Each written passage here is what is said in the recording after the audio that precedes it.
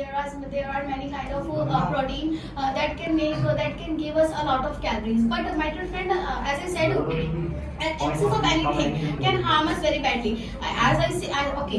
Let me give you an example. If I eat rice in a day, in lunch, in breakfast, so it can also harm us because rice contains a lot of fat, and fat can harm us very badly. Because if we become very fatty. What do you wanna say? What's the motive about your? I'm just saying that junk food is very bad for us because it only contains a lot of calories. But as per you said that if we eat it anything doesn't contain excessive amount, then it will definitely harm us.